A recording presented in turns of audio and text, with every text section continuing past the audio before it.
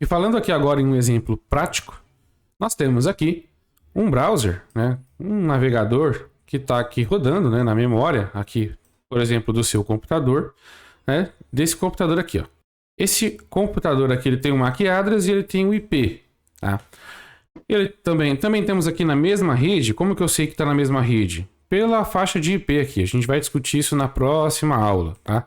Mas como até aqui, ó, no 56 está igual, eu já consigo saber neste caso que é a mesma rede, tá?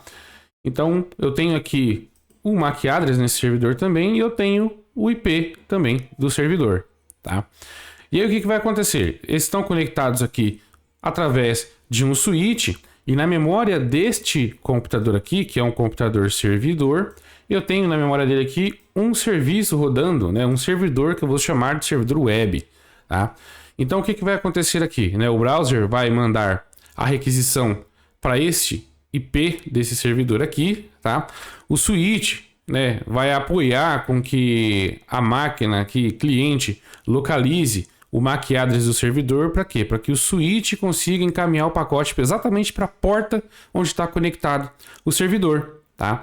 E aí quando esses pacotes, esses dados chegarem aqui, né, eles vão ser desencapsulados até a camada de aplicação e o sistema operacional desse servidor, ele sabe que existe aqui um serviço rodando na porta 80, né? Um servidor web, né?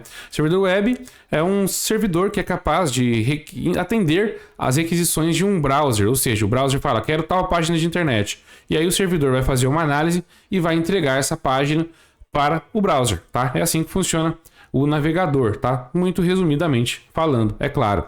E aqui eu estou na mesma rede, né? Então eu não tenho a necessidade de fazer roteamento entre os pacotes, né? Ou seja, eu não tenho que chamar um roteador aqui. O próprio switch, né? É um switch que a gente vai chamar de camada 2, né? Basicamente ele já vai resolver tudo que eu preciso.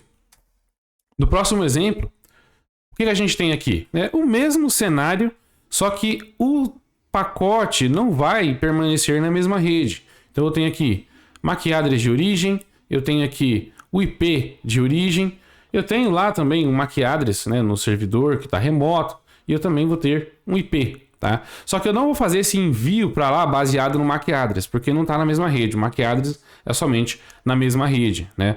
O máximo que eu vou chegar aqui utilizando o MAC address é para localizar o roteador, né? O gateway padrão está na mesma rede aqui. Então eu preciso saber qual que é o MAC address dele para que eu encaminhe a requisição para ele, já que ele vai precisar ser roteado, tá? O pacote vai precisar sair da rede, então eu tenho que acionar o roteador. É ele que vai ter essa responsabilidade.